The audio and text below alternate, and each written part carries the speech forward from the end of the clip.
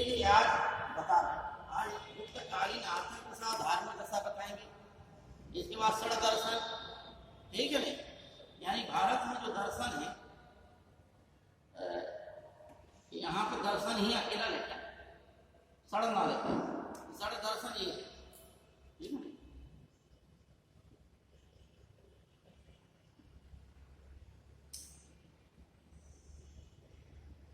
दर्शन तो दो भागों में बांटा, आस्तिक दर्शन नास्तिक दर्शन। नास्तिक में 4 भाग जैन बौद्ध हैं और फिर आस्तिक दर्शन में 6 दर्शन है। सांख्य दर्शन के प्रवर्तक जो है कपिल ऋषि माने जाते हैं। योग दर्शन के पतंजलि, वैशेषिक के कणाद, न्याय के गौतम, पूर्व मीमांसा के जैमिनी और उत्तर मीमांसा के बादरायण, ठीक है। यानी बाद में जो है इसी पर ब्रह्मसूत्र लिखा गया। बादरायण में इसमें क्या लिखा? उत्तर मीमांसा ब्रह्मसूत्र। क्या लिखा?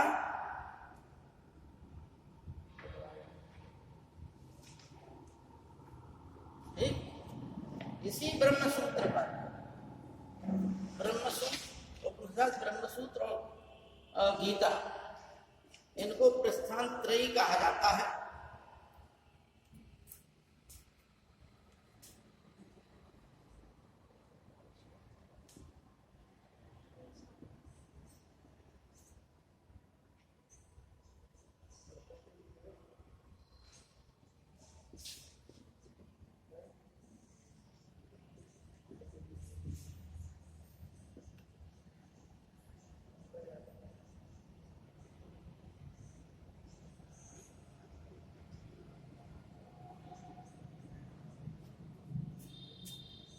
कहा जाता है इन्हीं पे जो है भाष्य लिखे गए हैं, अलग अलग विद्वानों ने लिखे, अलग अलग आचार्यों ने लिखे।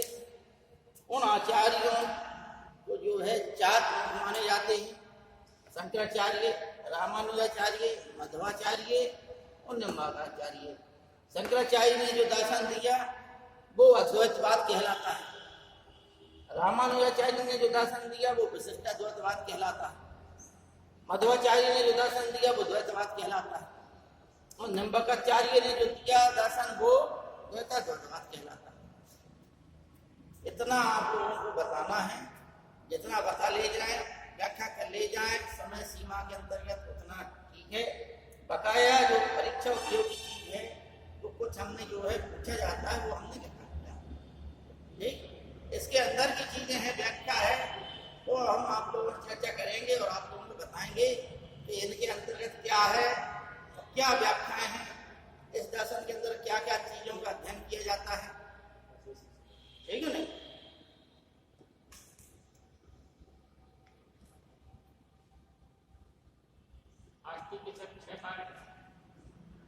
क्या है? षड दर्शन का मतलब 6, ठीक है। एक सांख्य, योग 2, वैशेषिक 3, न्याय 4, पूर्व मीमांसा 5, उत्तर मीमांसा 6, षड दर्शन होगा। कहाँ कटी भाई? अरे मिट गया होगा, नहीं हाथ से मिट गया होगा, लाइन कटी नहीं, ले जोड़ दिया, ठीक है।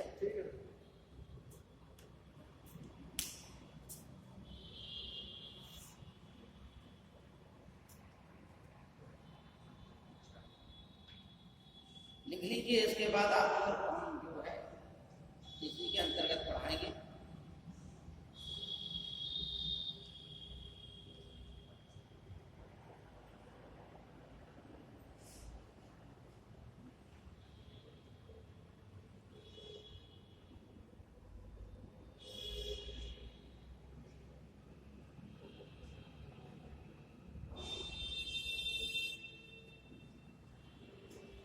देखिए कभी कभी गवर्नमेंट ऐसे कदम उठाती है जनता के लिए लाभदायक होते हैं। उन्हीं में से एक कदम यह भी है जो बच्चों के भविष्य के लिए अच्छा है। भाई आपको कोई चीज अगर वितरित कर दी जाए वो अलग प्रश्न है, ठीक है नहीं, मुफ्त की चीजें मिलती रहे अलग चीज है, लेकिन अगर ज्ञान मिलता रहे तो उससे अच्छे समाज का निर्माण। आप लोगों में से यकीन मानिए किसी न किसी को प्रेरणा मिलेगी आप लोगों में से ही, और चैन भी उन्हीं का होता है जो गंभीरता से अध्ययन करते हैं। ठीक है नहीं, आप लोगों का एकदम गिर गया है, योगी सरकार ने डाल दिया है ये। अब ये आपके ऊपर निर्भर करता है कि आप उसको कितनी गंभीरता से लेते हैं और अपने अध्ययन को कितना आगे बढ़ाते हुए चयन की किस सीमा तक आपका। ठीक है, अच्छी चीज की आदत डाल दी। किसी मतलब विद्वान ने कहा कि पहले व्यक्ति को आदत डालिए, फिर आदत जो है व्यक्ति का निर्माण करती है। पहले आदत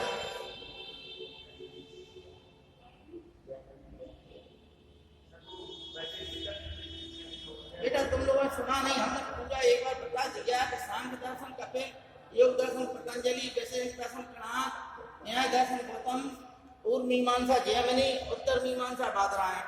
बादरायण ने ब्रह्मसूत्र लिखा, इसी ब्रह्मसूत्र पर भाष्य लिखे गए। किसने लिखे भाष्य? शंकराचार्य, रामानुजाचार्य, मध्वाचार्य, निम्बकाचार्य। ठीक है ना, इसके बाद कुछ और हुए, लेकिन ये चार ज्यादा महत्वपूर्ण है। और इनके जो इन्होंने जो दर्शन दिया वो दर्शन कौन सा? द्वैतवाद, विशिष्ट द्वैतवाद, द्वैतवाद और द्वैताद्वैतवाद। ठीक है नहीं, और जो हम भारत में जिस दर्शन को ज्यादा व्याख्यात किया गया वो आदि गुरु शंकराचार्य जी का दर्शन है, जिसके अंतर्गत जो है तमाम चीजों का हम अध्ययन करते हैं। खाली एक शंकराचार्य, इन जितने जो महापुरुष हैं इनमें अकेले शंकराचार्य जी थे जिन्होंने उपनिषद, ब्रह्मसूत्र और गीता पर भाष्य लिखा। बकाया किसी ने भाष्य नहीं लिखा। बकाया भाष्य लिखे हैं लेकिन उपनिषदों पर इतने भाष्य नहीं लिखे। इसलिए 10 उपनिषद महत्वपूर्ण बताए गए हैं जिन पर आदि गुरु शंकराचार्य जी ने भाष्य लिखा। ठीक है, अब ये भी किसी को कोई अगर इसमें समझने में क्या लिखने में अगर दिक्कत आ रही हो तो बता।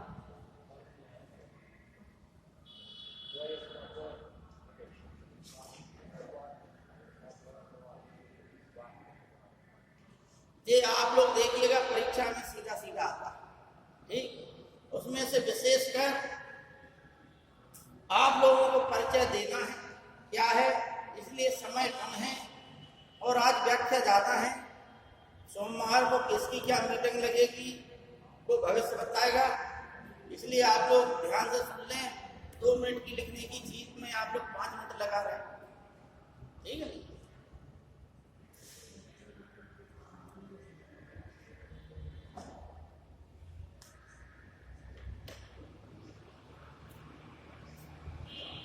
पुस्तकालीन आर्थिक दशा के अंतर्गत अब भाई लिखना बंद कर रहे हैं आप लोग, टाइम खराब होता है उसमें। है नहीं, बोर्ड पे लिखा रहेगा, आप लोग लिख लीजिएगा। 5 मिनट होगा लिखते ही लिखते हो, अभी भी लिख रहे हैं आप लोग।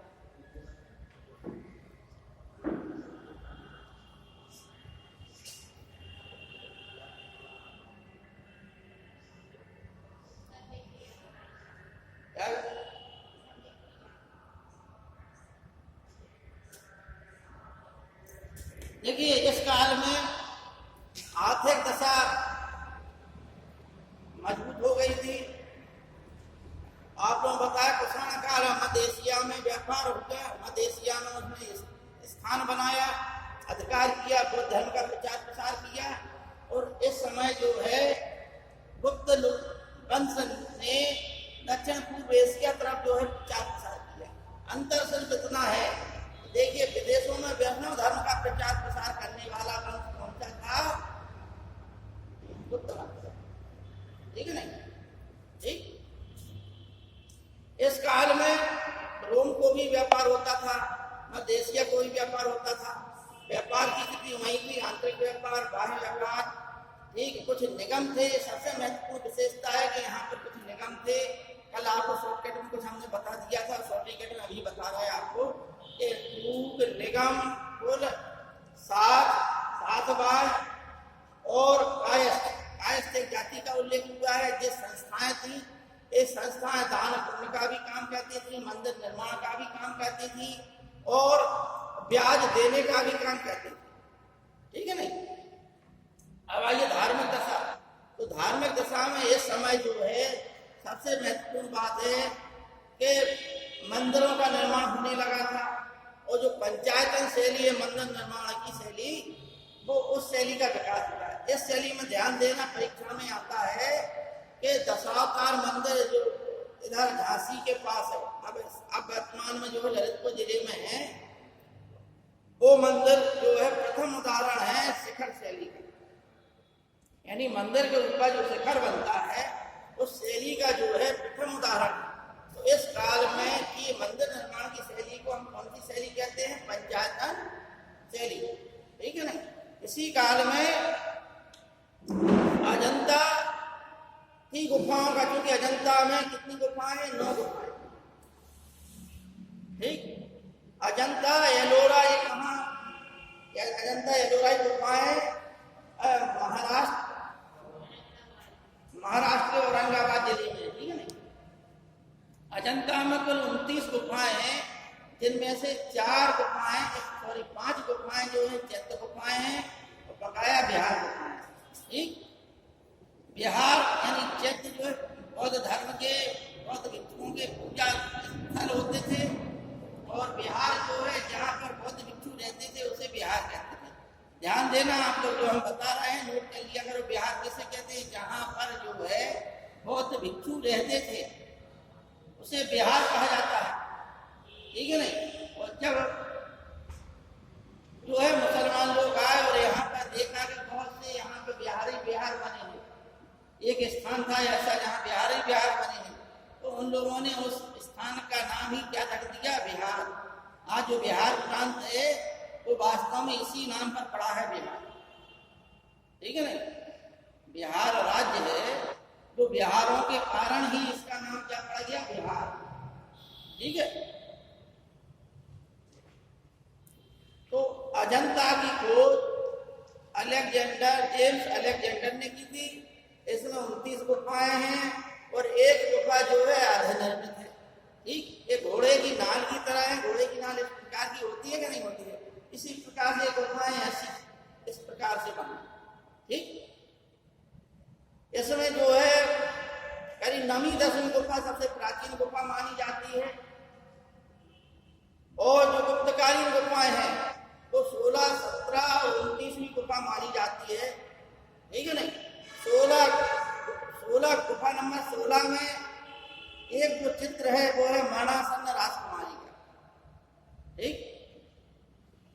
और गुफा नंबर 17 को चित्रशाला भी कहा जाता है, क्योंकि इस गुफा में बहुत से चित्र मिले हैं, और सबसे ज्यादा चित्र और सुरक्षित अवस्था में चित्र गुफा नंबर 17 में ही है, इसलिए गुफा नंबर 17 को चित्रशाला भी कहा जाता है। इसमें एक चित्र वह भी है, मतलब बौद्ध धर्म संबंधित चित्र है इसमें, और इसमें एक चित्र वह भी है। ध्यान देना, चित्र की बात परीक्षा में आता है सीधा सीधा, कि इसमें जो है माता और पुत्र का चित्र, ठीक, जिसमें महात्मा बुद्ध की पत्नी अपने पुत्र को दान देती हुई दिखाई गई है। तो उस बौद्ध धर्म को, महात्मा बुद्ध को, तो वो जो मार्मिक चित्र है, वो चित्र का जो है उल्लेख कहाँ पर हुआ है? गुफा नंबर 17 में। तो माता और पुत्र का चित्र कहाँ पर है? गुफा नंबर 17 में। और मरणासन्न राजकुमारी का चित्र किसमें? गुफा नंबर 16 में। ये चित्र भी इतना सुंदर है, गुफा नंबर 16 का चित्र के इसको जो है तमाम सौंदर्य प्रसाधन, तमाम ये हमारे यहाँ एक बार मेसोकार्ड प्रतियोगिता हुई थी, उसमें भी इसको प्रतीक के रूप में बनाया गया था, ठीक है ना। इसमें एक जो है सुसज्जित राजकुमारी है, और जो है उसकी जो ब्रह वेदना है, उस ब्रह वेदना का जो है उसमें उल्लेख किया गया, ठीक है ना। आप लोगों को बताया सौंदरानंद नामक जो है एक कहानी थी। नंद जो है, आनंद जो है माता बुद्ध का चचेरा भाई था, और सुंदरा से उसका ब्याह हुआ था, लेकिन ब्याह होने से पहले ही वो जो है भिक्षु बन गया। तो वही सुंदरी की जो सुंदरी थी जिससे ब्याह होना था, उसी का चित्र जो है कुछ इतिहासकारों ने बताया है कि उसी सुंदरी का चित्र जो है उसमें देखिए। हम जो है वर्तमान में मोनालिसा का चित्र टांगते हैं अपने घरों में, तमाम लोग टांगते हैं, लेकिन हमारे देश में ही स्वयं ऐसे ऐसे चित्र हैं। और यकीन मानिए कि एक का समय में ऐसा था कि जब कलाकृतियां हमारे देश में भरी पड़ी हुई थी, ऐसा भी कहा जाता है कि सम्राट अशोक ने 84,000 स्तूप बनाए थे। और उस समय के जो समकालीन लेखक हैं जैसे फाहियान है, फाहियान जब आया था बुद्ध काल में, तो उसने तमाम जो है स्तूप, तमाम बौद्ध विहार और तमाम चित्र जो है अनेक जगह देखे थे, अनेक नगरों में देखे थे, और जहाँ तमाम नगरों का विकास अच्छे से हुआ था। लेकिन जब हुनसांग आया तो उसने उन्हीं नगरों को उजड़ी हुई अवस्था में पाया। ये भी जो है ये सिद्ध करता है कि हमारे देश में कलाकृतियां, स्थापत्य कला एक बहुत बड़े पैमाने पर विकसित है। ठीक, घूमरा का शिव मंदिर, नचना कुठार का पार्वती मंदिर है, ये मंदिर महत्वपूर्ण है गुप्त काल। ठीक है, भीतर गांव का विष्णु मंदिर भीतर गांव कानपुर में है। ठीक, ये महत्वपूर्ण मंदिर माने जाते हैं। और आपको हमने बता दिया कि पंचायतन शैली या जो शिखर है, शिखर का प्रथम मंदिर में शिखर का प्रथम उदाहरण गुप्त काल से ही प्रारंभ होता मंत्र में। इसी काल में त्रिदेव की संकल्पना आई, इसी काल में अर्धनारीश्वर की संकल्पना आई। ब्रह्मा विष्णु महेश, अर्धनारीश्वर मतलब है आधे शिव आधे पार्वती।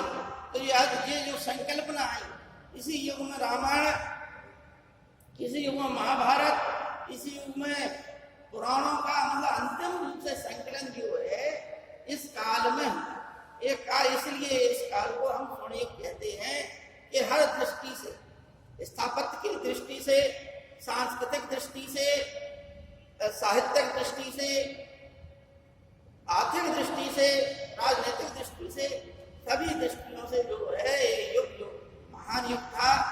हर क्षेत्र में प्रगति हुई। इसलिए इस काल को कुछ इतिहासकारों ने भारत का युग बकाया जो है नीचे आए और भी टॉपिक पढ़ाने हैं। ठीक, परीक्षा उपयोगी चीजें बता दी हैं हमने आप लोगों को, लेकिन एक चीज और बता दें कि थोड़ी रामायण महाभारत पे चर्चा हल्की सी कहते हैं, 1-2 मिनट के लिए। कहानी सबको मालूम है, कहानी की चर्चा नहीं होना है यहाँ पे चर्चा होना है इस चीज की कि इस समय वर्तमान रामायण में 24,000 श्लोक, ठीक है ना, इसलिए तो उसे क्या कहा जाता है, चतुर्विंशति संहिता रामायण वर्तमान।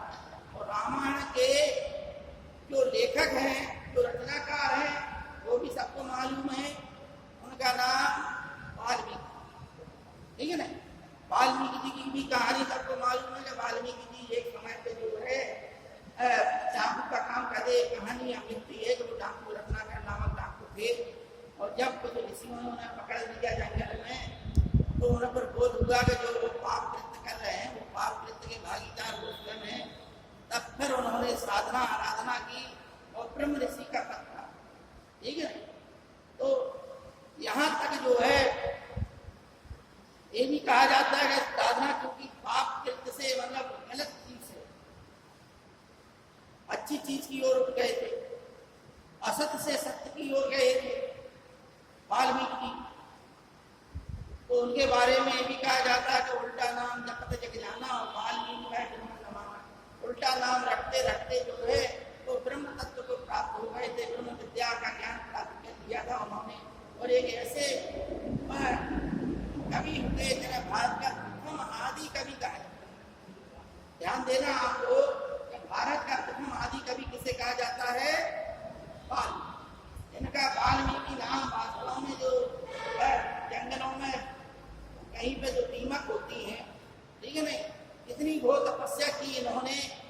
जब इन्होंने संकल्प कर लिया कि अब हमें जो है कि तपस्या करना है, ब्रह्म तत्व को प्राप्त करना है, तो इतनी तपस्या घोर तपस्या की कि जो दीमके हैं, ठीक है, उन्हें शायद वाल्मीकि उनके घर होते हैं वाल्मीकि बोला जाता है। इसी आधार पर उनका नाम भी वाल्मीकि पड़ गया। यानी दीमकों ने इनके ऊपर घर बना लिया था, चढ़ा लिया था, मिट्टी चढ़ाई थी, ठीक है ना।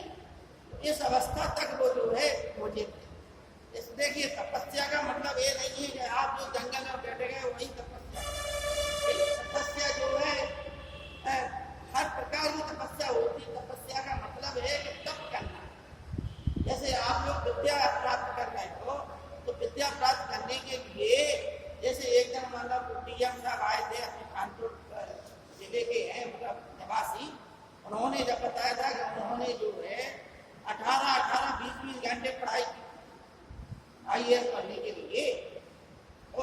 विधि उन्होंने अपनाई वो विधि आप लोग भी अपना सकते हो। सौ बात ये पद है कि तब का मतलब यही है कि आप अपने जो कार्य क्षेत्र है उसमें कितना परिश्रम कर सकते, जितना आप परिश्रम कर रहे हो वही कम, और जितना कम कर रहे हो उतनी कम तपस्या। और यकीन मानिए जितनी आपकी कठोर तपस्या होगी उसका प्रतिफल भी जो है आपको जरूर है, ठीक है ना। इसलिए कहा भी जाता है खुद ही को कर बुलंद इतना ही खुदा बंदे से खुद ही पूछे बता तेरी रजा। भाई अपने आप को इतना तपा लो, इतना अध्ययन की सीमा पर ले जाओ तो भाई परीक्षा में आएगा क्या जवाब सब ही पढ़ के जाएंगे। और एक बार सचिन तेंदुलकर से उनकी सफलता का राज पूछा गया तो सचिन तेंदुलकर ने कहा था कि there is no shortcut to success, कि सफलता का कोई शॉर्टकट नहीं। आप लोग ये साथ चाहें कि हम IAS PCS ही बन जाए और कम मेहनत बन जाए, तो ये हाई स्कूल इंटर और BA स्नातक वाली परीक्षा नहीं है कि कुछ महत्वपूर्ण दिन में पढ़े अपना दिया, इसमें आपको तपना पड़ेगा, ठीक है ना। भाई सोना भी तपने के बाद निखार देता है, तो आपको भी जब तपेंगे आप तब आप में निखार आएगा। और व्यक्ति देखिए इंसान सभी बराबर होते हैं, लेकिन जो इंसान जो है यहाँ पर जितना तप करेगा अपने जीवन में, तब का मतलब तपश्चर्या, कार्य में समर्पण भाव, आपका कार्य के प्रति कितना समर्पण भाव है, यही चीज महत्वपूर्ण कहती है आपकी सफलता की। और यकीन मानिए आज नहीं तो कल सफलता उस व्यक्ति को जरूर मिलेगी। समय में देर हो सकती है लेकिन सफलता मिलने में देर नहीं होगी। एक कारण के तमाम महापुरुष हुए हैं जिनके अनेक उदाहरण हैं। अपने एक प्रधानमंत्री गुलाम बहादुर शास्त्री रेलवे क्लर्क बनना चाहते थे, बड़ी ही गरीबी में पढ़े, गंगा नदी पार करने के बाद स्कूल था, वहाँ जो है जाते थे तो क्या है कि उनके पास नदी पार करने के लिए नाव को देने के लिए पैसे नहीं होते थे, तो क्या कहते थे कि कपड़ों को जो है अपनी कुछ कपड़े लेके चलते थे बैग में, तो बस्ते में रख लिया अपना, और एक हाथ से गंगा नदी में कूद गए, एक हाथ से तैरते हुए जा रहे, एक हाथ से जो है बैग ले लिया, उस पार का कपड़े बदले और फिर जो है फड़ गया उसी प्रकार से। तो ऐसे ऐसे महापुरुष थे। अब्राहम लिंकन के बारे में भी कहा जाता है कि इतनी गरीब थे कि स्ट्रीट लाइट में रात में पड़ते थे, भाई घर में लाइट की व्यवस्था ही नहीं थी, इतनी गरीब थे। और देखिए और चुनाव जो है हर चुनाव लड़े हुए जीवन में, और अंत में जो है राष्ट्रपति के चुनाव में उन्हें सफलता है, सब चुनाव में हारे। लेकिन व्यक्ति में जिज्ञासा होना चाहिए, कर्मठता होना चाहिए। जितनी आपके अंदर जिज्ञासा मतलब जीने की इच्छा और कर्मठता काम करने की उतनी उत्कंठा होगी, यकीन मानिए सफलता जरूर मिलेगी। देखो कुछ चीजें जो है महत्वपूर्ण है और बकाया हमारा साफ कहना है, खाना पूर्ति व्यक्ति को नहीं करना चाहिए। आप अपने साथ भी धोखा दे रहे हैं, अपने जो है माँ बाप के साथ भी धोखा दे रहे हैं, अपने समाज को भी धोखा दे रहे हैं। इसलिए यदि कार्य कर रहे हैं आप लोग तो पूर्ण समर्पण से कीजिए, ठीक है नहीं। अभी हम जो है दर्शन पढ़ रहे हैं, दर्शन में जो है एक प्रपत्ति शब्द आया है, ठीक है नहीं।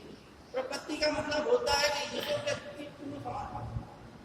जो वही जो है भक्त सही है जो अपने आप को ईश्वर की शरण में यानी पूर्णता शरणागत हो जाए। ठीक, भगवान कृष्ण ने गीता में भी कहा है कि सर्वधर्मान परित्यज्य मामेकं शरणं व्रज अहम त्वां सर्वपापेभ्यो मोक्षयिष्यामि मा शुचः। यानी हे अर्जुन, तुम सभी सर्वधर्मान परित्यज्य, सभी धर्मों को छोड़कर मेरी शरण में आ जाओ, मैं तुम्हें सब पापों से मुक्त कर दूंगा।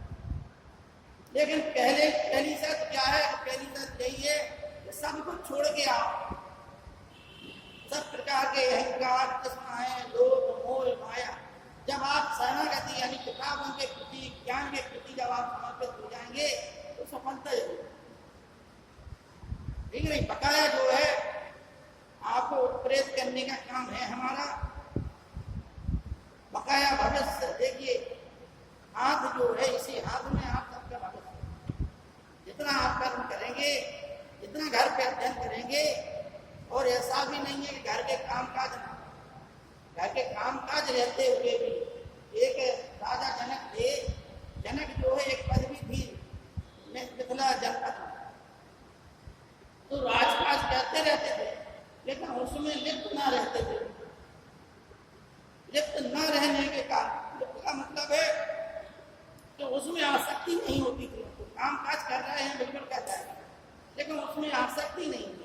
इसलिए इन राजाओं को जो दार्शनिक स्थिति में इतनी ऊंचाई पर पहुंच जाते थे कि बड़े बड़े ब्राह्मण पुत्र भी उनसे शिक्षा लेने के लिए आते थे। इसलिए मिथिला जनपद में जो शासक होते थे, गणराज्य व्यवस्था थी वहां पर, ठीक है ना। और ये जो जितने भी दार्शनिक पद को प्राप्त कर जाते थे, दार्शनिक अच्छे ऊंचे कोटि के हो जाते थे, उसी व्यक्ति को राजा बनाया जाता था, ठीक है ना। जनक बहुत हुए, और जो सीता जी के पिता जनक थे उनका नाम क्षीरध्वज जनक था। इसलिए आप लोग ये ना समझिए कि कोई जनक जो है चले आ रहे, अलग अलग जनक थे, उनके अलग अलग नाम थे। और सीता जी के जो पिता थे, जो रामायण काल में है, उस समय उनके पिता का नाम क्षीरध्वज जनक था, ठीक। अब आइए आप, ये चीजें हो गई है, इनकी संकल्पना बहुत ज्यादा है, हर चीज की व्याख्या की जा सकती है, लेकिन फिर भी जो है इतना आप लोग समझ लीजिए, क्योंकि इतना जरूरी नहीं है कि हर चीज की व्याख्या की जाए। परीक्षा उपयोगी विषय वस्तु भी महत्वपूर्ण होती है। तो धार्मिक दशा आपको बता दी है। इनके जो है एक चीज और है कि इस काल के जो जितने भी शासक थे वो धर्म सहिष्णु थे, यानी सभी धर्मों को प्रश्रय देने वाले, लेकिन इनका व्यक्तिगत धर्म जो है वो भी अपना धर्म, ठीक है ना। इतनी बात समझ में आ गई। मतलब जैन धर्म, बौद्ध धर्म, शैव धर्म, शाक्त धर्म, लेकिन व्यक्तिगत धर्म में ये क्या थे, वैष्णव, ठीक है ना। अब आइए क्या दरअसल तो थोड़ा टाइम बचेगा तो आप लोगों को हर्ष बाधन के बारे में बताएंगे। बाधन देखा क्या है, आप थोड़ा सा 5 मिनट में जो है दर्शन जो है अब जो है परीक्षाओं में आने लगा है। तो सिविल सर्विसेज की परीक्षा में अब पैटर्न चेंज हो गया है, सीसेट लागू हो गया, तमाम चीजें जो है अब सिलेबस में आ गई हैं। फ्री में भी ये चीजें नहीं है, लेकिन मेरे समय जरूर है ये सब चीजें, ठीक है ना।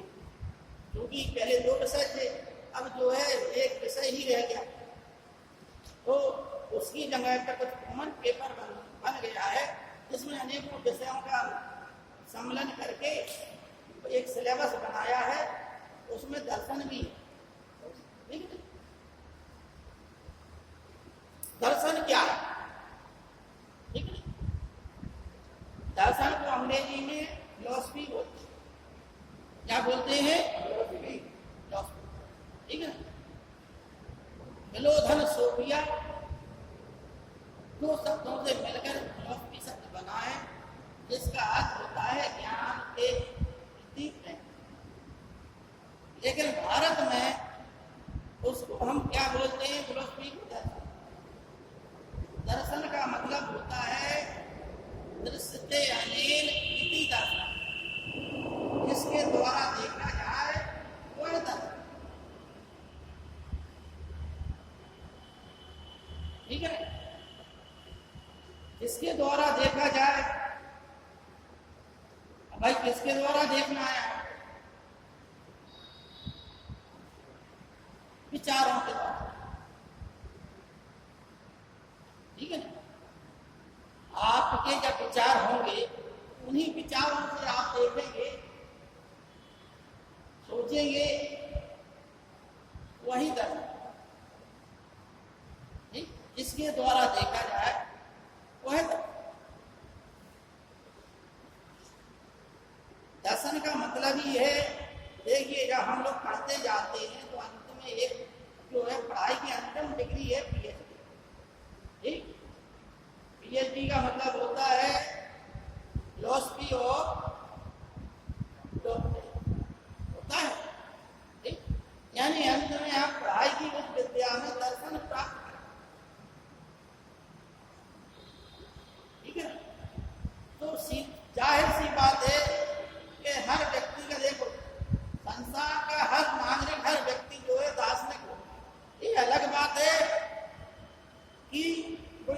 दार्शनिक होता है और कोई बुरा दार्शनिक। किसी की सोच जो है संकीर्ण होती है और किसी की सोच जो है अच्छी होती है। पढ़े लिखे भी उसामा बिन लादेन जैसे लोग इंजीनियर लोग होते हैं, पढ़ा लिखा था, लेकिन समाज के लिए विध्वंसक। और पढ़े लिखे लोग समाज के लिए अच्छे कार्य करने वाले भी, जितना भी पढ़ा लिखा वर्ग है ज्यादातर जो है समाज के कल्याण के लिए ही तत्पर रहता है। तो जाहिर सी बात है कि उस पढ़ाई के दौरान, उन संस्कारों के दौरान आपकी जो आइडियोलॉजी, जो वैचारिकी पैदा हुई, वो वैचारिकी पे आप जब जीवन के पथ पर चलने लगते हैं और समाज को बताने लगते हैं, भाई किसी आदमी के पास बैठो, 1-2 घंटे बैठिए, चर्चा कीजिए हर विषय पर, तो उसकी वैचारिकी सामने आ जाएगी। किसी बूढ़े व्यक्ति के पास बैठिए, नौजवान के पास बैठेंगे, वो उसकी अलग अपनी फिलॉसफी होगी है। तो बच्चों के पास तो कोई फिलॉसफी नहीं होती है, उनकी तो अपनी विचारधारा छोटी सी रहती है, ठीक है नहीं। तो जाहिर है कि हर व्यक्ति की एक फिलॉसफी होती है, उस फिलॉसफी पे ही, उस दर्शन पे ही हर व्यक्ति करता है, ठीक। लेकिन जो एक बृहद विचारधारा जिसमें सिद्धांत का उदाहरण किया, उनका जो है लिपिबद्ध किया गया है, उनका अध्ययन किया जाता है, उनका अनुसरण करने में व्यक्ति को लाभ है।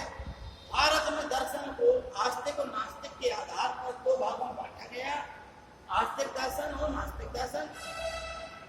यहाँ पर आस्तिक और नास्तिक का मतलब है कि जो वेदों में विश्वास करते हैं, समझना बात, जो वेदों में विश्वास करते हैं वो आस्तिक दर्शन, और जो वेदों में विश्वास नहीं करते वो नास्तिक। जबकि हम लोग ये जानते हैं जो ईश्वर में विश्वास करे उसे हम आस्तिक कहते हैं, और जो ईश्वर में विश्वास ना करे उसे हम नास्तिक कहते हैं, ठीक है नहीं। लेकिन यहाँ पर बात क्या बोली जा रही है? यहाँ पर बात बोली जा रही है कि जो वेदों में विश्वास रखते उसे हम क्या बोलते हैं? आस्तिक। और जो वेदों में विश्वास ना रखे उसे हम क्या बोलते हैं? नास्तिक, ठीक है। अब पहले आइए नास्तिक, फिर आइए आस्तिक, ठीक है नहीं। नकारात्मकता से सकारात्मकता की ओर बढ़ा जाए, नहीं पता चले वह अंत भला तो सब भला, ठीक। सुखद से सुखद की स्थिति में जाया जाए। अब यही जो दर्शन है, जीवन दर्शन, वही हम बता रहे हैं। सब दर्शनों में क्या क्या बातें की गई हैं।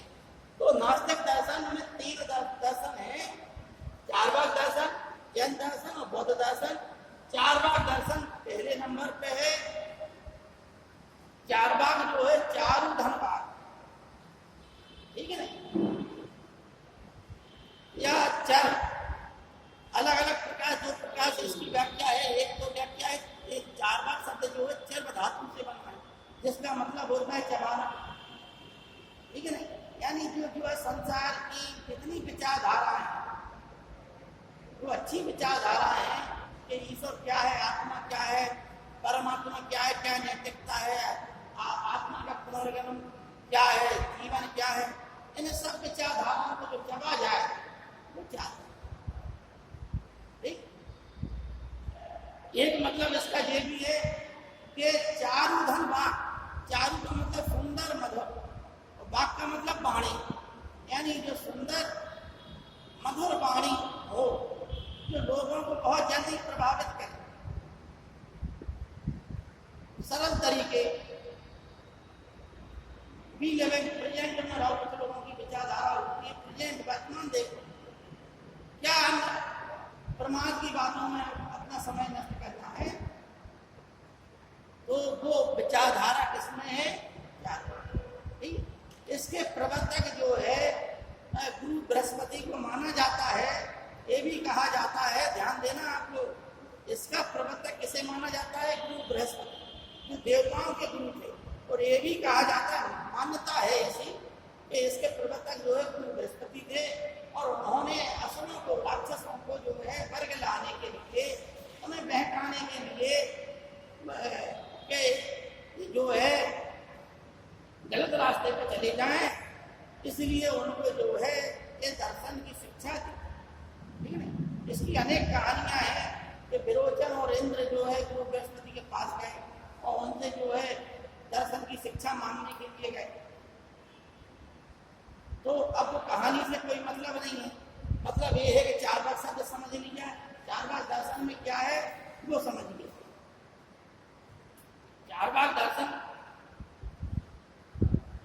की नैतिकता जो है, यावत जीवित सुखम जीवित ऋणम कृत्वा कृतम जीवित अस्मि भूतस्य देहस्य पुनरागमनम्, यानी जब तक जीना है सुख से जीना है, ऋण देकर भी घी।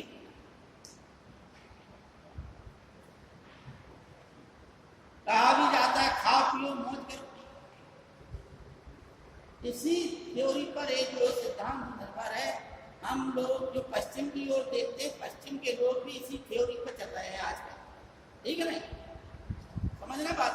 और ये एकदम सरल बात है कि व्यक्ति जो है इसी सिद्धांत पे काम बहुत जल्दी आकर्षित होता है। भाई जब तक जीना है सुख से जीना, और हर व्यक्ति का लक्ष्य यही होता है, जितने भी लोग संसार के हैं ज्यादातर सुख के लिए ही उत्प्रेरित। हर कार्य जो है सुख को दृष्टि में रखकर ही किया जाता है। भाई हमें एक काम करना है जिससे हमें धन की प्राप्ति हो, धन की प्राप्ति से ही सुख मिलेगा। बहरहाल कहीं भी घूम फिर के रहा, व्यक्ति का लक्ष्य अंत में क्या है सुख। तो चारवाक भी यही कहना है कि जब तक जीना है सुख से जीना है, तो ऋण लेकर भी, चाहे ऋण लेना पड़े, ऋण लेकर भी अगर घी पीना पड़े, घी का मतलब है कि मौज मस्ती करना, ठीक है नहीं? तो वो ऋण लेकर भी घी पीना पड़े तो वो घी भी पी लो उधार लेके, क्योंकि ये जो शरीर है एक दिन भस्म हो जाने वाला है, और जब ये शरीर ही भस्म हो जाएगा तो फिर काय का आवागमन। इसलिए तुम वर्तमान में जैसे हो यही तुम्हारा आत्मा है, यही सब कुछ है। पूरा जन्म किसने देखा? क्या आत्मा है, क्या ईश्वर है?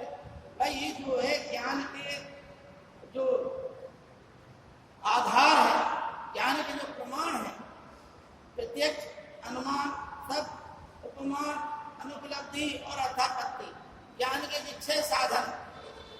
जब आप लोग दर्शन पढ़ेंगे या आप लोगों ने जो पढ़ा होगा, तो ये जो बातें बता रहे हैं ये सब बातें हैं ज्ञान के साधन। दर्शन बहुत अंदर की चीज है, एक एक चीज की व्याख्या जो है यहाँ इतने समय की कम अवधि में आपको नहीं बता सकते। एक टॉपिक के लिए भी एक एक दिन होना चाहिए कम से कम, ठीक है ना? लेकिन जो सिलेबस में उसी से हमें मतलब है, हमें बाहर देखा तो मतलब है कि ये इसके अंतर्गत है क्या। तो 100 बात की बात ये है कि चारवाक दर्शन एक ही ज्ञान का साधन मानता है। वो क्या है? प्रत्यक्ष। जो चीज सामने दिखाई दे वही ज्ञान का साधन है, और जो चीज नहीं दिखाई दे रही वो ज्ञान का साधन नहीं है। क्या नहीं दिखाई दे रहा? ईश्वर नहीं दिखाई दे रहा, आत्मा नहीं दिखाई दे रही, आत्मा का पुनर्जन्म नहीं दिखाई दे रहा, कर्म का सिद्धांत नहीं महसूस हो रहा। अगर ये सब चीजें नहीं दिख रही हैं, इसलिए इनके चक्कर में हम क्यों सुखों को त्याग करें? चारवाकों का ये कहना है कि ये बताइए, क्या गुलाब में कांटा होने के कारण हम गुलाब की खुशबू लेने से वंचित रहते हैं? गुलाब के फूल में कांटा भी है और फूल भी है, तो क्या हम जो है कांटा होने के कारण गुलाब की खुशबू है फूल की, उसको लेने से वंचित होते हैं? उससे डरेंगे कांटा? गेहूं में भूसा होने के कारण क्या हम गेहूं खाना बंद कर देते हैं?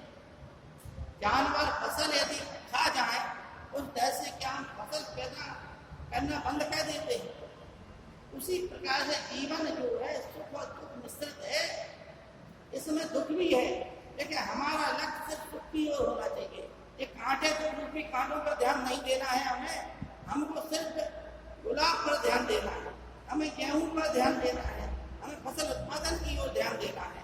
100 बात की एक बात यह है कि सुख में हो स्वर्गम और दुख में हो नरकम, ठीक है नहीं? यानी सुख ही स्वर्ग है और दुख ही नरक।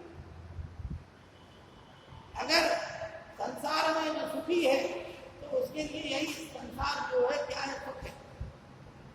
और जो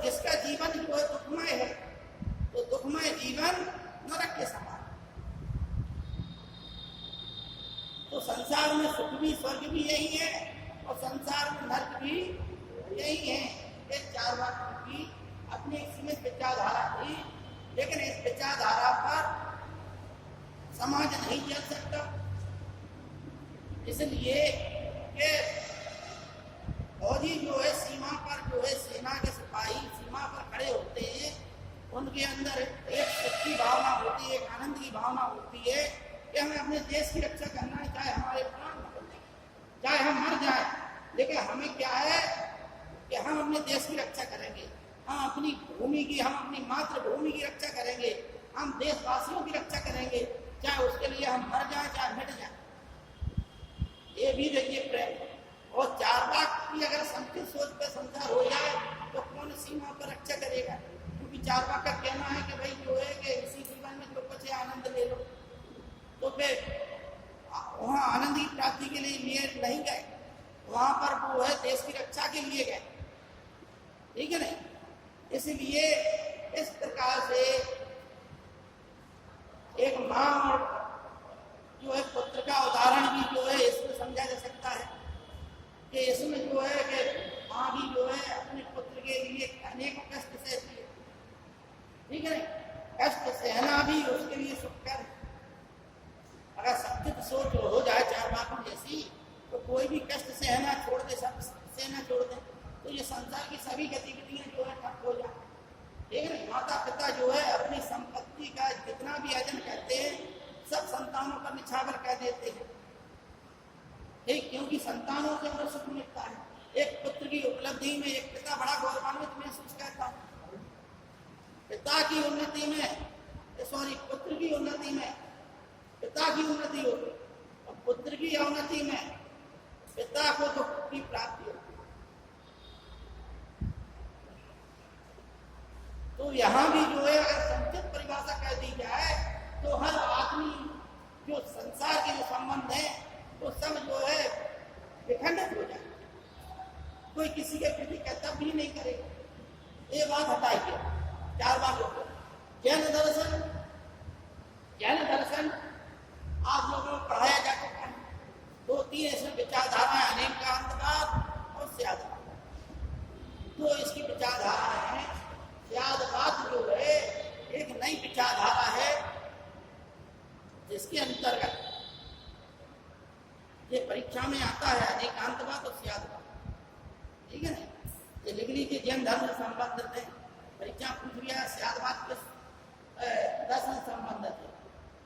और क्योंकि हम पढ़ा तो सब चीजें इतनी चीजें पढ़ा रहे हैं कि लगभग परीक्षा में अगर उन टॉपिकों से प्रश्न बनेंगे तो आएगा, ठीक है ना?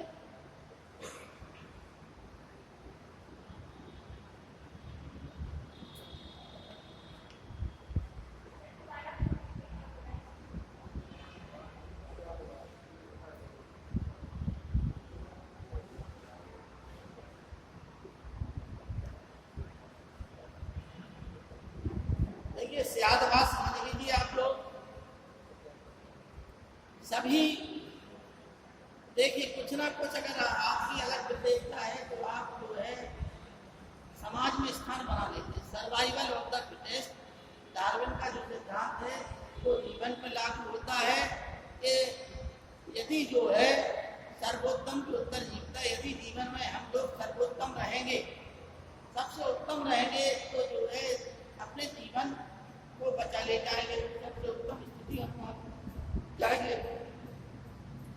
इसी प्रकार से प्रत्येक दर्शन की अपनी कुछ ना कुछ विशेषता, इसलिए हम आज भी उसको पढ़ते हैं, समझते हैं। संसार अनेक लोग उसके अनुयायी होते हैं।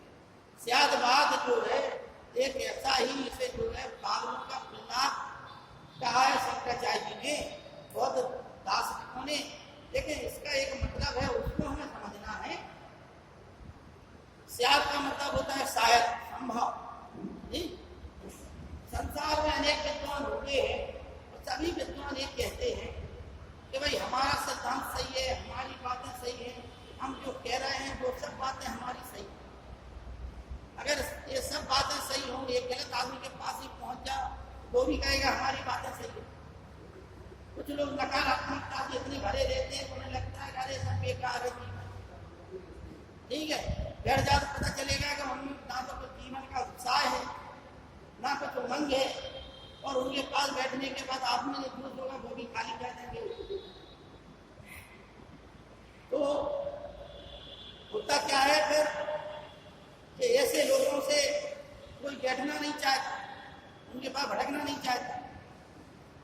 तो जैन दर्शन जो है सिद्धांत का सिद्धांत देता है कि इस दर्शन की विशेषता ये है कि संसार के अनेकों विचारधारा है और सब लोग ये कहते हैं कि हमारी विचारधारा सही है, हमारी विचारधारा सही है, लेकिन आंशिक रूप से सबकी विचारधारा सही है, आंशिक रूप से, पूर्ण रूप से सत्य नहीं, क्योंकि पूर्ण ज्ञान जो है सिर्फ केवल को प्राप्त। ध्यान देना आपको, जो हम सत्य कह रहे हैं बिल्कुल वही दर्शन है, ठीक है नहीं? दर्शन जो है हर कोई नहीं पढ़ा पाता, ठीक है नहीं? तो इसलिए दर्शन पढ़ने का अवसर भी बहुत कम मिलेगा। ये हम लिख के बता रहे हैं आपको, बहुत कम लोग जो है दर्शन पढ़ा पाएंगे, ठीक? तो शॉर्टकट में हम आप लोगों को बता रहे हैं, इसलिए कान खोल के सुन लीजिए आप लोग, जितना समझ में आ जाए तो ठीक है, लेकिन इधर उधर की गतिविधियां ना किया करें। पढ़ने के दौरान जितना व्यक्ति एकाग्र चित्त रहता है उतना वो व्यक्ति सुन रहा है और टीचर की नजर जो सब पे रहती है, ठीक है ना? ये समझ में आ जाता है कौन कितने कान और आंख खोल कर सुन रहा है, ठीक? लेकिन इतना अनुरोध है हमारा कि किसी प्रकार की ऐसी एक्टिविटी ना कीजिए जिससे कि टीचर का ध्यान भंग होता है, ठीक है भाई? आप कहीं कुछ लोग जो है कहीं इधर उधर करने लगते तो जो है टीचर का ध्यान भंग होता है। स्याद आस्तिचा, स्याद नास्तिचा, स्याद आस्तिचा, नास्तिचा, स्याद यानी इसमें 7 वाक्य, ठीक है नहीं? क्या क्या है? स्याद आस्तिचा, स्याद नास्तिचा। इसकी हिंदी समझ लीजिए तब आएगा समझ में कि शायद है। स्याद आस्तिचा का मतलब शायद है। अब शायद है का मतलब आप ये घड़ा समझ लीजिए कि शायद अब पूरा वाक्य समझना है तो इस वजह से समझ लीजिए कि कमरे में घड़ा है, एक वाक्य है, क्योंकि संसार में अनेक लोगों ने बातें अनेक प्रकार से कही, लेकिन जैनियों का ये कहना है, जैन धर्म वालों का ये कहना है कि आंशिक रूप से सबकी बातें सत्य हैं, लेकिन पूर्ण रूप से सत्य केवल उसी की बात है जो केवल है, जिन्होंने पूर्ण ज्ञान प्राप्त कर।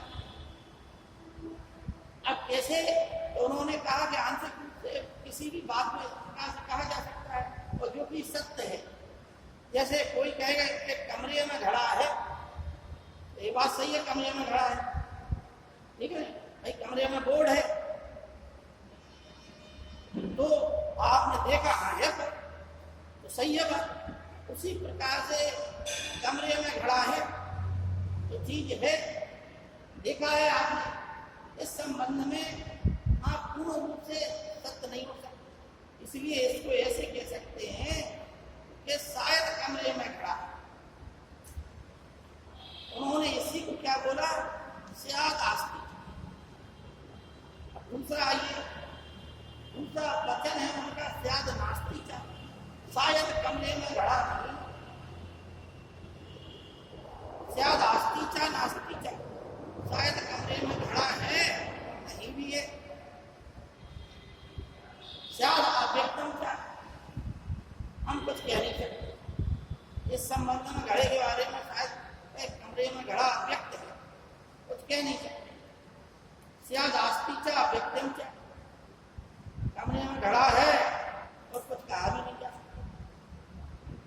स्याद आस्तिचा नास्तिचा अव्यक्तम चा, कमरे में घड़ा है नहीं है और अव्यक्त है। स्याद नास्तिचा अव्यक्तम चा, कमरे में घड़ा नहीं है और कहा भी नहीं, अव्यक्त है। इस प्रकार से 7 उन्होंने बातें बताई और एक उदाहरण दिया कि एक हाथी को 7 अंधे जो है स्पर्श करते हैं। ध्यान से सुनना आप लोग, एक हाथी को 7 अंधे स्पर्श करते। देखिए आप लोग एक चीज बताते हैं कि अंधा जो शब्द है वो एक जरूरी नहीं है जिसकी आंखें खुली हों उसे हम अंधा नहीं कहते। बात जब दर्शन की आ जाए तो दार्शनिक दृष्टि से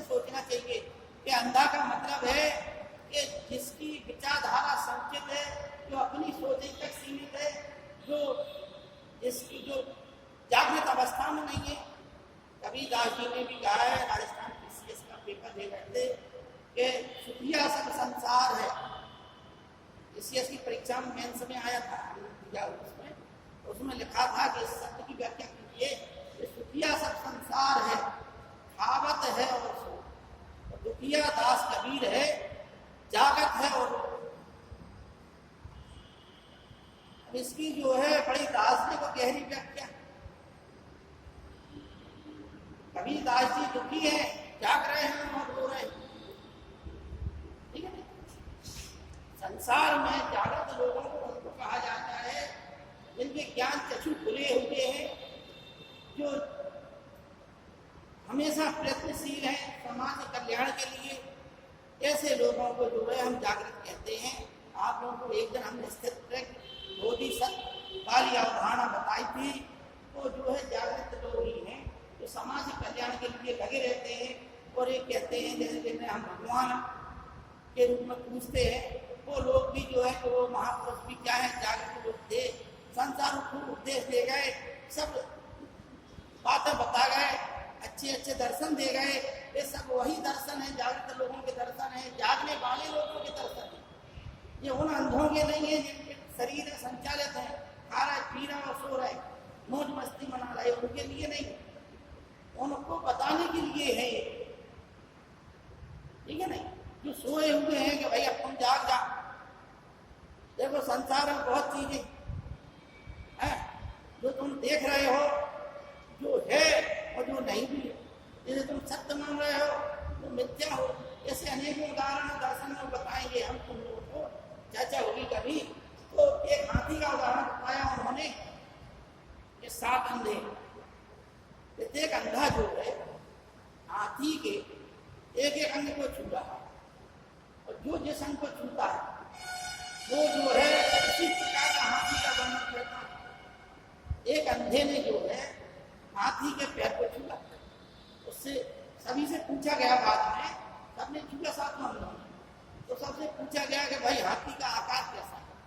तो जिस अंधे ने जो भाग जो स्पष्ट किया था, उसने हाथी के स्वरूप की उसी प्रकार से व्याख्या की। एक ने पैर पकड़ा तो कहा कि हाथी को जो है खंबे की तरह है। एक ने हाथी की सूंड पकड़ी तो उसने कहा हाथी का आकार तो जो है सांप की अजगर की तरह है। एक ने हाथी के पेट पर स्पर्श किया तो बोला हाथी तो दीवार की तरह है। एक ने हाथी के कान पकड़े तो बोला हाथी का आकार तो सूप की तरह है। एक ने हाथी की जो है पूंछ पकड़ी तो बोला हाथी तो रस्सी की तरह है। एक ने हाथी का मस्तिष्क पे हाथ रखा तो बोला हाथी तो जो है कि बड़ा पहाड़ी जैसा है। मगर सो बात की एक बात यह है कि 7 ने अपनी अपनी व्याख्या की, और अगर 7 का जब 7 लोग सत्य कह रहे हैं, बता तो रहे वे सब सत्य, लेकिन आंशिक रूप से सत्य बोल रहे हैं, क्योंकि वे हाथी के एक एक अंग की व्याख्या कर रहे हैं। यदि 7 के वचनों को मिला दिया जाए तो हाथी का पूर्ण आकार बन जाता है, ठीक है नहीं। ठीक उसी प्रकार से हमें संसार की जितनी विचारधाराएं हैं वो आंशिक रूप से सत्य हैं, लेकिन यदि जो है उनमें हम ज्यादा शब्द लगा दें और उसके बाद हम समझें तो हमें समझने में दिक्कत नहीं होगी, और हमारा जो विचारधारा है वो आंशिक नहीं होगी, पूर्ण। ये जो है ये दर्शन स्यादवाद की विचारधारा जैन दर्शन की प्राण, ठीक है। अब आइए बौद्ध दर्शन। बौद्ध दर्शन ने 2-3 बातें बताई हैं, एक आप लोग लिख लीजिए क्षणिकवाद,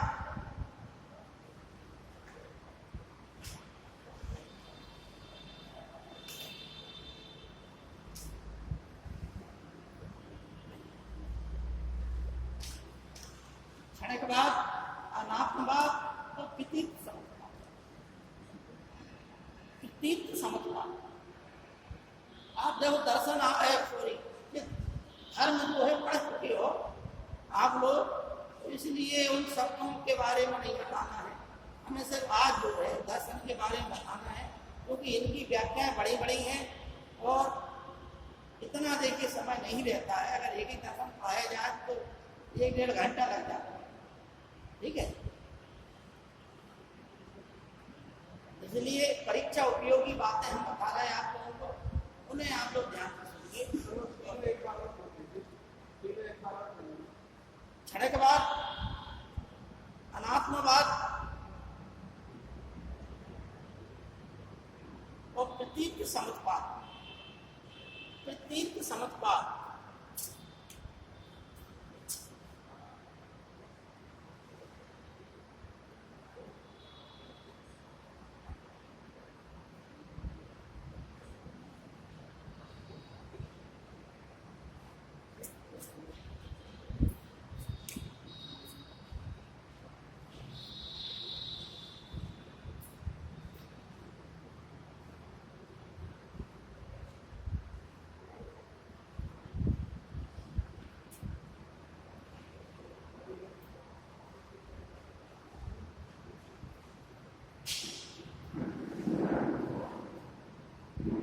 इसमें बौद्ध दर्शन में जो सबसे हाईलाइट चीज है वो है प्रतीक समत्वाद, ठीक है ना। क्योंकि जब महात्मा बुद्ध जो है पीपल के वृक्ष के नीचे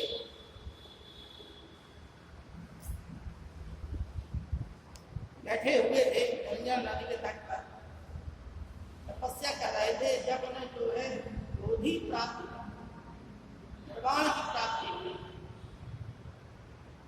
संबोधि हुई, तब ये दर्शन ही उनके दिमाग में आया, यही जागृत हो जाता। इसकी व्याख्या जो चार आर्य सत्य हैं बौद्ध धर्म में, कौन से चार आर्य सत्य हैं? दुख समुदाय,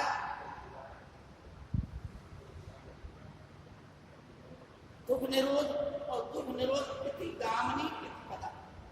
चार जो है चार आर्य सत्य हैं, उसमें से दूसरे आर्य सत्य में प्रतीक समत्वाद की व्याख्या है, ठीक है ना। दूसरे और कुछ जो है तीसरे के अंतर्गत आ जाता है। इसी में जो है द्वादश निदान चक्र है और जो चौथा आर्य सत्य है उसके अंतर्गत क्या आ जाता है आपका अष्टांग मार्ग, अष्टांगिक जो नहीं है वो सम्यक दर्शन, ज्ञान, पाणी, वो वाला मार्ग है जो 8 चरण है, उनका वर्णन किया गया है।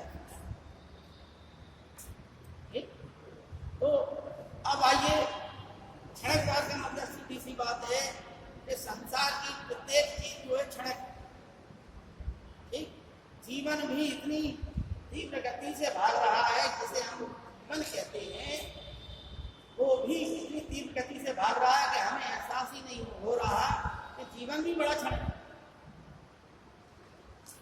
इस नदी को हम बहते हुए देख रहे हैं, ये कह रहे हैं कि नदी जब कितनी वेग से बह रही है, वो कितनी बड़ी नदी है। हम लोग ये नहीं जाना कि जिस नदी में हमने डुबकी लगाई है और जब हम डुबकी लगाने के बाद ऊपर आएंगे तो वो नदी का पानी हमसे बहुत दूर निकल जाता है, और जिस पानी में हमने डुबकी लगाई है और जब हम डुबकी लगाने के बाद बाहर आएंगे तो जिसमें डुबकी लगाई है वो पानी बह के बहुत दूर चला जाएगा। उसी प्रकार से जीवन उतना ही क्षणिक है, इसलिए जीवन में जो है मुक्ति के लिए प्रयास करो, इन दुखों से निवृत्ति के लिए प्रयास करो। जीवन जो है दुख ही दुख है, सर्वम दुख, जहाँ देखिए वहाँ दुख ही दुख है। इस संसार का हर आदमी दुखी, कोई किसी से देखे प्रिय वस्तु का ना मिलना दुख, अप्रिय वस्तु से संयोग दुख, ये सब जो है दुख के कारण। अच्छी चीज का मिलना नहीं और बुरी चीज का मिल जाना भी दुख के कारण। तो संसार में दुखी दुखी है सब। इसी दुख पर जो है महात्मा बुद्ध ने प्रयास किया कि जो है संसार की अन्य बातों पर क्या चर्चा की जाए, अन्य सिद्धांतों पर क्या चर्चा की जाए। क्या ईश्वर है, क्या आत्मा है, क्या आत्मा का पुनर्जन्म है, जन्म है, क्या शाश्वत आत्मा होती है।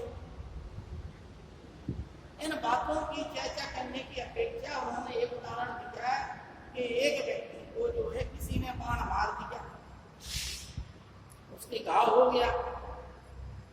अब वो व्यक्ति जो है इस जिद पर बैठ जाए हम इस घाव का इलाज तभी कराएंगे जब हमें ये पता चल जाए कि जो बाण मारने वाला था वो था कौन,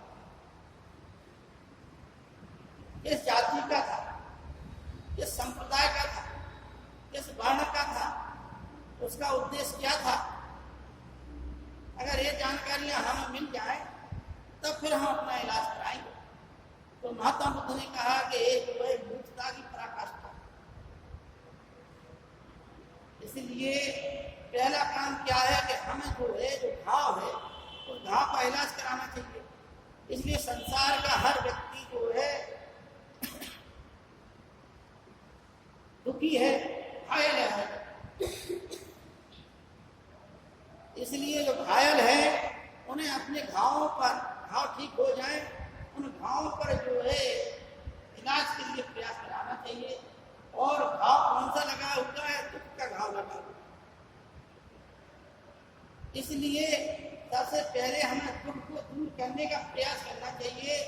ईश्वर क्या है, आत्मा क्या है, आत्मा की शाश्वतता क्या है, पुनर्जन्म क्या है, इन बातों के चक्कर में पड़ने की अपेक्षा हमको दुखों की निवृत्ति का मार्ग का अनुसरण करना चाहिए। एक बार श्रावस्ती में महात्मा बुद्ध का सबसे ज्यादा वर्षावास श्रावस्ती में हुआ। प्रश्न आता है महात्मा बुद्ध वर्षावास के टाइम में 4 महीने चतुर्मास बोलते हैं, 4 महीने वर्षा का मास कहा जाता है।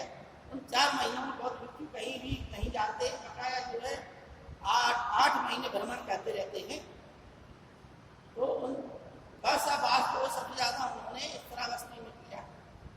16 महाजनपदों में आपको बताया कि जो है श्रावस्ती कौन सा राज्य की राजधानी थी, ठीक है। भगवान राम का जो है उसी कौशल राज्य की जो है अयोध्या राजधानी रही। फिर वो जो है श्रावस्ती कह दी गई। किसी किसी के शासन काल में इसकी 2 राजधानियां भी हो गई, एक अयोध्या और दूसरी श्रावस्ती, ठीक। वहां पर जो है माता बुद्ध ठहरे हुए थे। एक बुढ़िया है जिसका जो है नवजात बच्चा जो है लड़का जो है मर गया। उसने सुन रखा था कि महात्मा बुद्ध ने पागल हाथी को भी बस में कर दिया, अंगुली मार डाकू को भी जो है जो भी जंगल में जाता था उसकी एक उंगली काट के माला बना लेता था, उसको भी बस में कर दिया।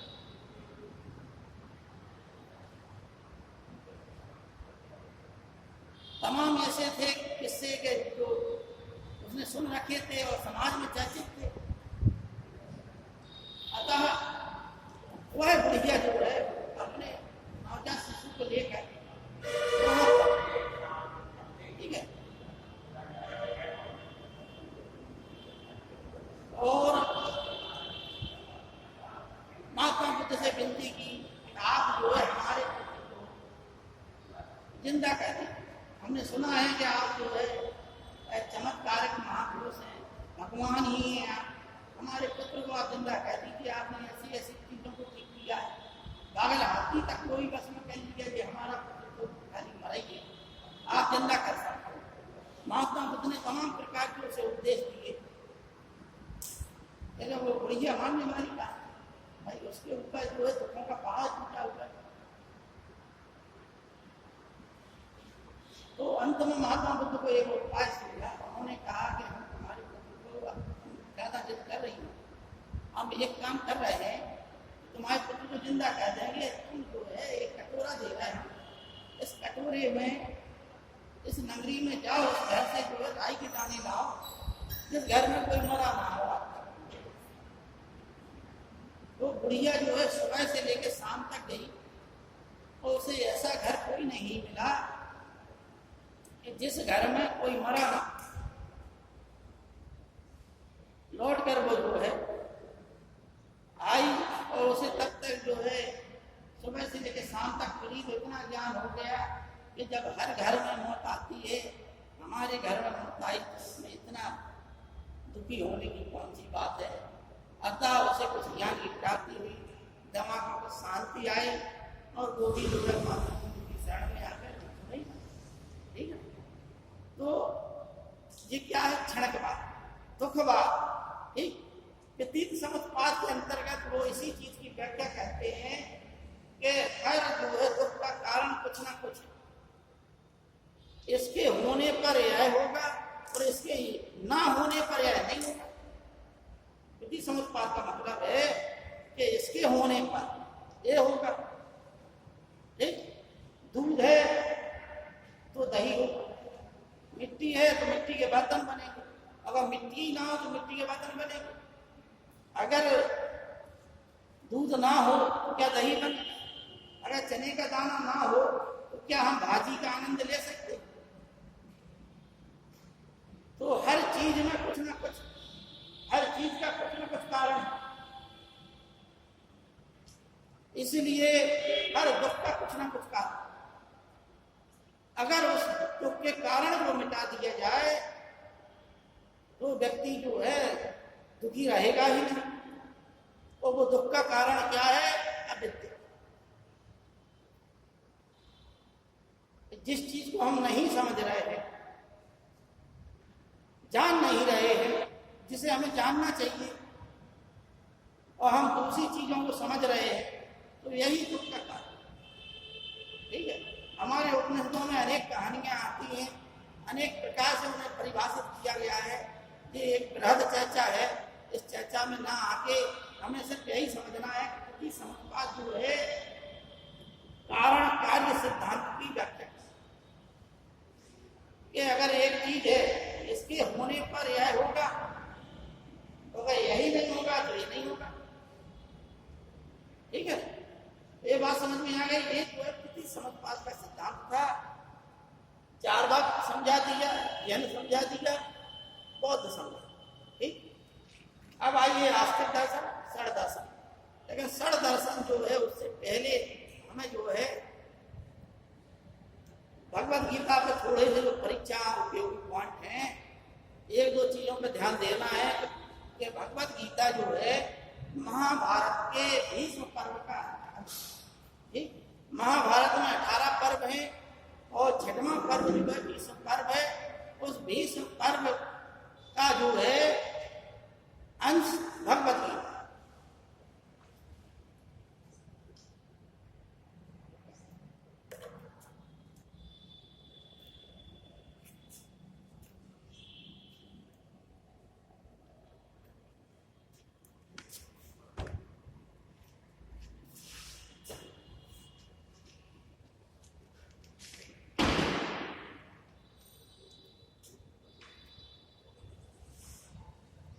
भगवद गीता में करीब करीब 700 श्लोक हैं, 18 अध्याय हैं।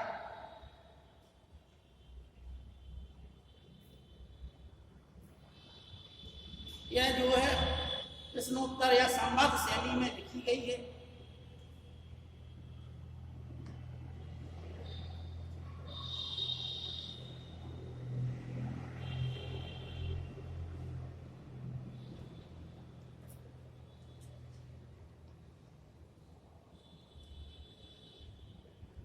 महाभारत के रचयिता वेद व्यास ऋषि को माना जाता है, जिनका जन्म जो है बुंदेलखंड की भूमि ही मानी जाती है। वेद व्यास की काशी के पास जो है व्यास टीला है, वहाँ पर उनका जन्म हुआ था। पाराशनी या पाराशर, कोई पाराशर ऋषि थे, उनके पुत्र थे। सत्यवती जिनकी माँ थी। ठीक है नहीं, पाराशनी गांव जो है वहाँ नदी के पास पड़ता है, वहीं पर इनका जन्म हुआ था। और व्यास टीला के पास जो है इनका आश्रम था कालपी में। तो ये बुंदेलखंड के ऋषि थे जिन्होंने वेदों का, उपनिषदों का, पुराणों का संकलन किया। हालांकि पुराणों के संकलन के लिए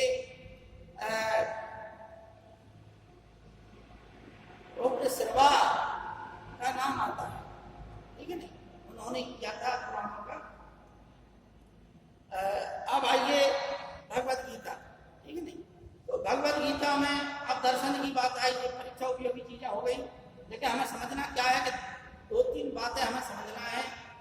एक तो अवतारवाद का अहम उल्लेख भगवद गीता में, उल्लेख सत्संग कहाँ मिलता है? तो भगवत गीता।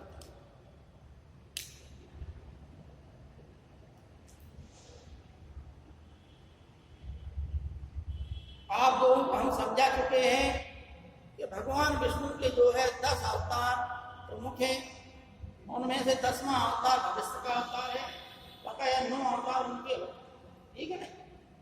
भगवत गीता का प्रारंभ जो है यहाँ से होता है कि धर्म क्षेत्र कुरुक्षेत्र संवेदा युद्ध सभा माम का पांडकाश्च किम कुर्वत संजय।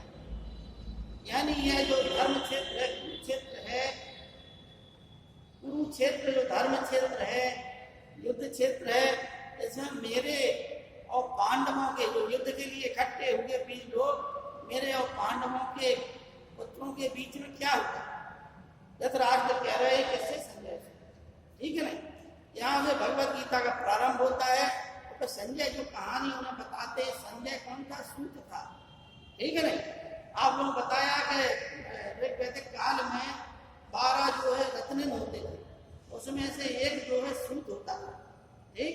ये रत्न वही थे कि जब राष्ट्रीय यज्ञ होता था तो उस समय राजा उन 12 रत्नों के पास जाता था।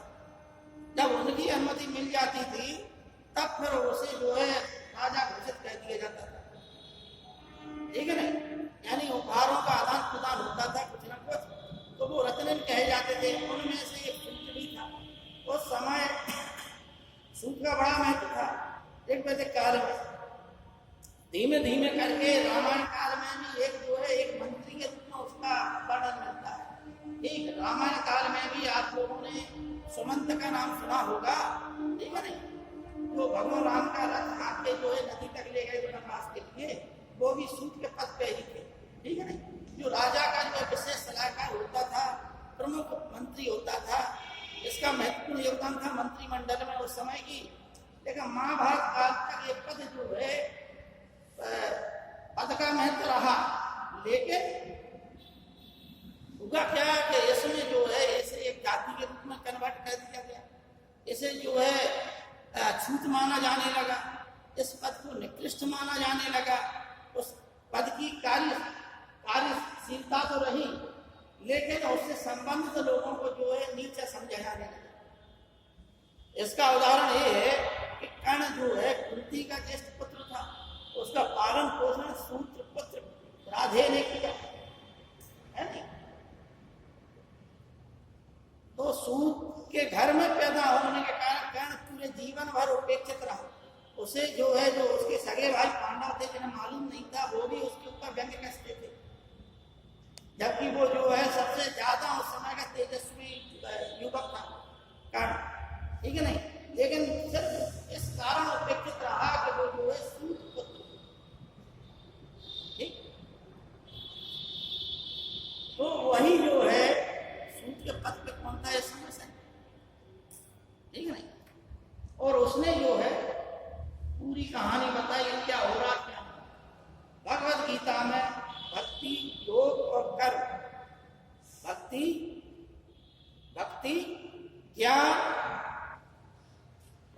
ज्ञान और कर्म, इन तीनों का सुंदर समन्वय किया। और ये कहा गया कि यदि व्यक्ति जो है एक मार्ग का भी अनुसरण करे तो जो है मोक्ष की प्राप्ति प्राप्त कर सकता है, ठीक है नहीं। भगवान कृष्ण ने अनेक प्रकार से व्याख्या की है। गीता का दूसरा अध्याय जो है प्रत्येक विद्यार्थी को पढ़ना चाहिए, धार्मिक दृष्टि से नहीं, जीवन में प्रेरणा लेने के लिए। भगवत गीता एक ऐसा ग्रंथ है जो है पूरी मानव समाज के लिए उपयोगी। महात्मा गांधी ने इसे जो है कि जीवन माता बोला, जिससे जो है जीवन का आनंद प्राप्त होता है, ठीक। इसके बारे में कहा जाता है कि सर्वोपनिषदो गावो दुग्धा गोपाल नंदना पाथो वत्स सुधीर भोक्ता अमृतम गीता अमृतम महत। यानी सभी उपनिषदों का जिसमें निचोड़ सार है और जिसको दोहने वाले स्वयं भगवान कृष्ण वासुदेव, और जिसका रसपान जो दुग्ध है उसको दोहने वाला कौन है? भगवान कृष्ण। और जो वत्स यानी बच्चा जो है जो उसका रसपान करने वाला है वो अर्जुन है।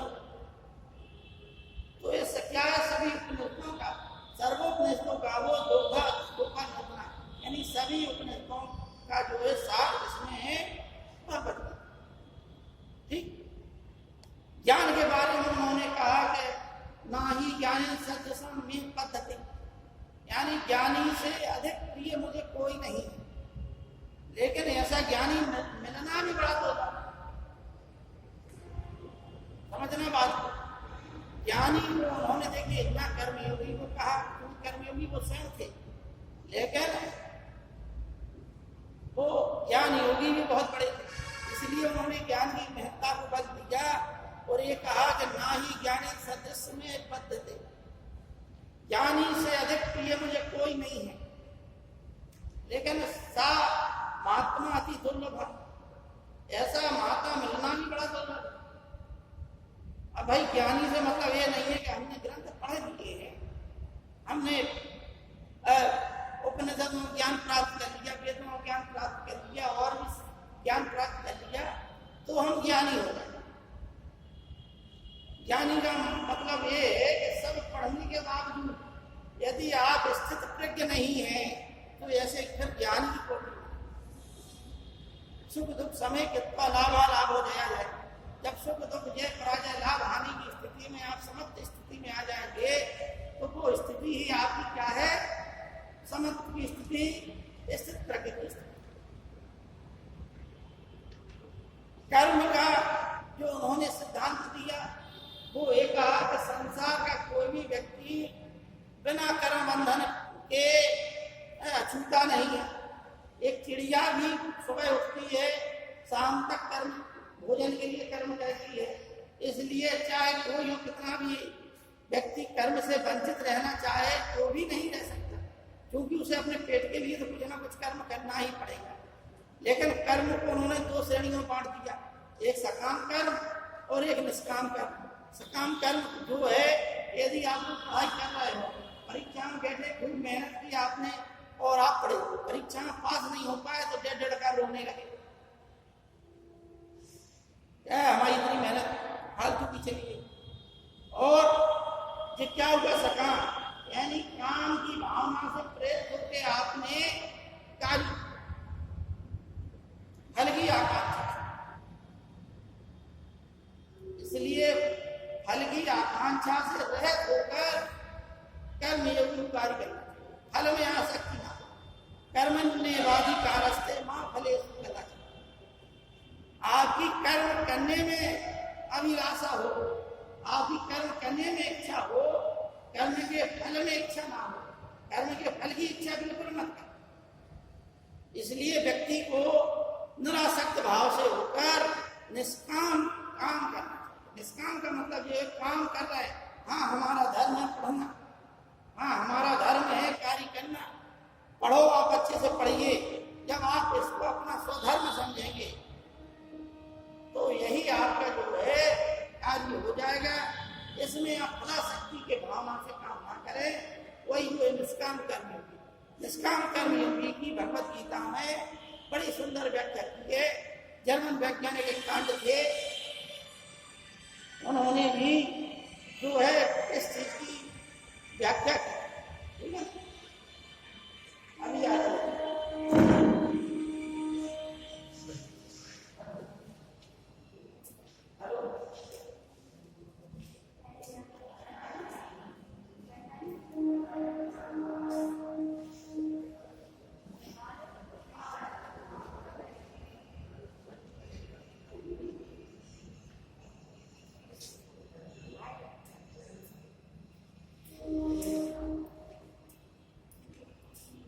अब देखिए दो चीजें हो गई, भक्ति पे आई है। भक्ति क्या है कि प्रपत्ति को जो है ईश्वर के प्रति शरणागति को ही भक्ति कहते। असली भक्त वह है जो अपने आप को ईश्वर के चरणों में समर्पित करते, अर्पित करते, ठीक है।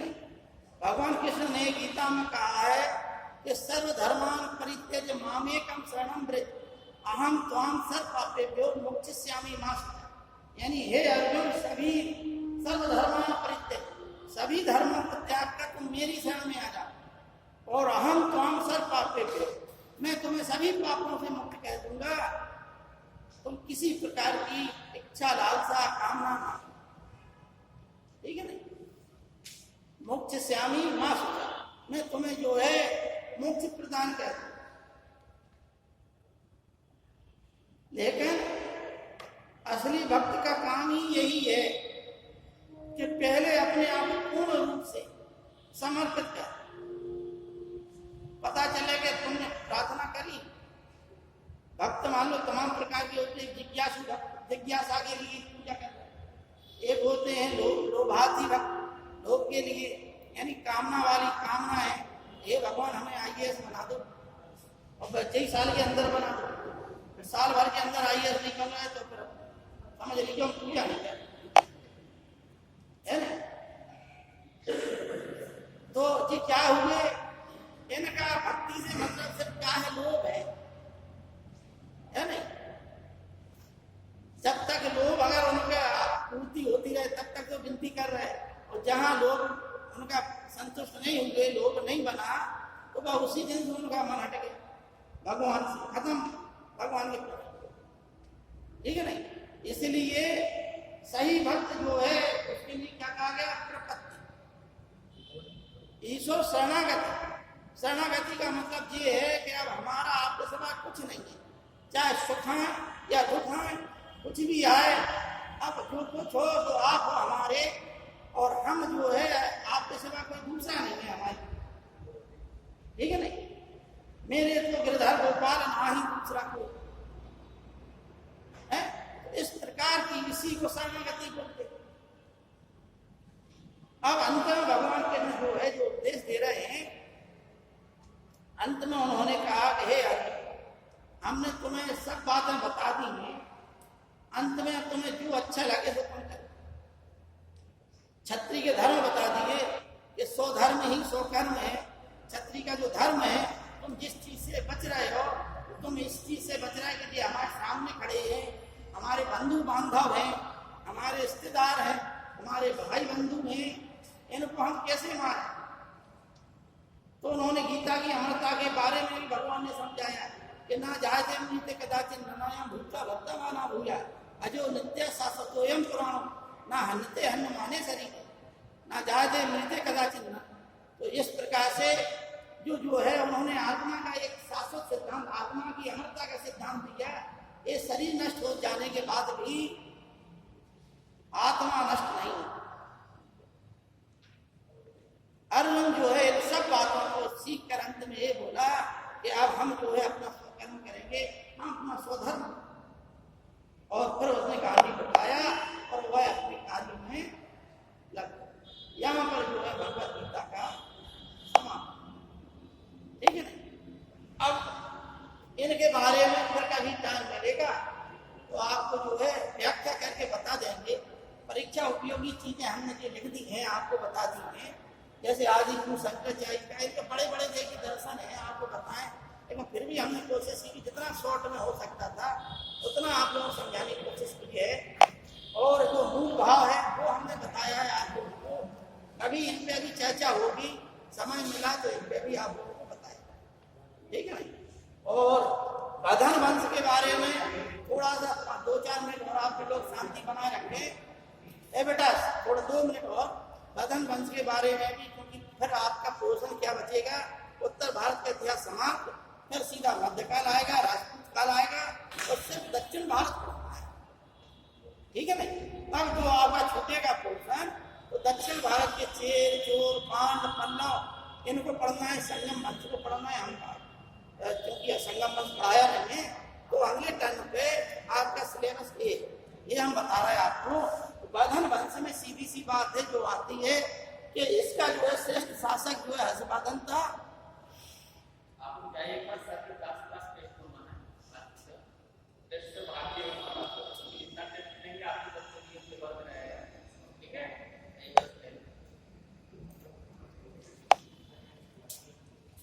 ठीक है, प्रभाकर वर्धन की मृत्यु के बाद तमाम ग्रंथ मिलते हैं, उनसे तमाम चीजों की जानकारी हो जाती है।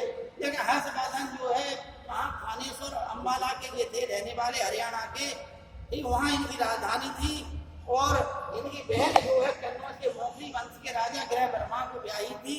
गृह वर्मा की हत्या जो है 2 शासक मिलकर कर देते हैं, बंगाल का गौड़ नरेश शशांक और वो इधर मालवा का शासक देवगुप्त, ये दोनों मार देते हैं और धोखे से जो है इसकी भी हत्या कर देते हैं। डाल देते हैं। तो राजश्री को छुड़ाने की कहानी सब ग्रंथों में उस समय उपलब्ध है। बाण जो है इसके दरबारी कवि थे। इसी के शासन काल में हर्षवर्धन के राज्य काल में हुनसांग आया, चीनी यात्री, जो करीब करीब 15-16 वर्ष तक भारत में रहा। उसने भी हर्षवर्धन के राज्य काल में हर्षवर्धन ने 3 किताबें लिखी, नागानंद प्रियदर्शिका और रत्नावली। ठीक, एक किताब इसने लिखी, इसके बड़े भाई की हत्या भी धोखे से कर दी जाती है।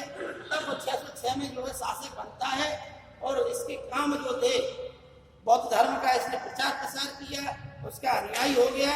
इसका एक नाम शिलादित्य भी मिलता है, जो परीक्षा में पूछा जाता है शिलादित्य किसका नाम है, तो हुनसांग ने शिलादित्य के रूप में इसका उल्लेख किया है। और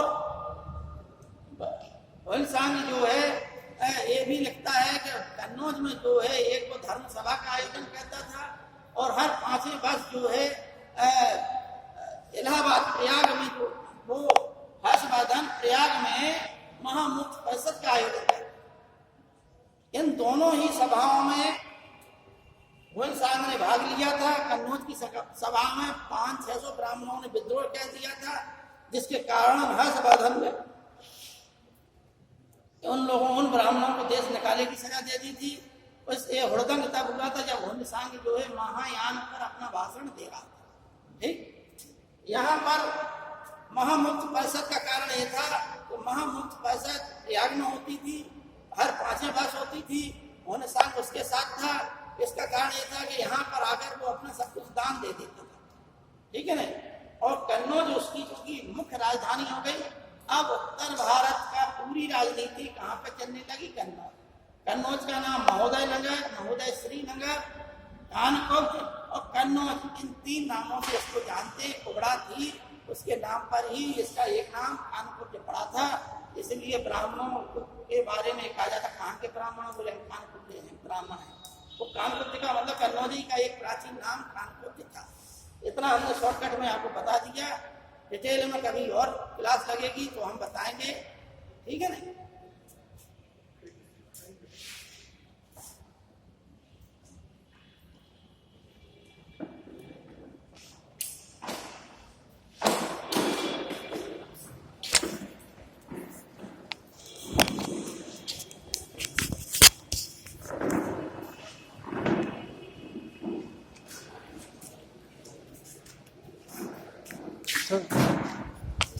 जाने के नीचे वहाँ दे दीजिएगा ऑफिस में नीचे।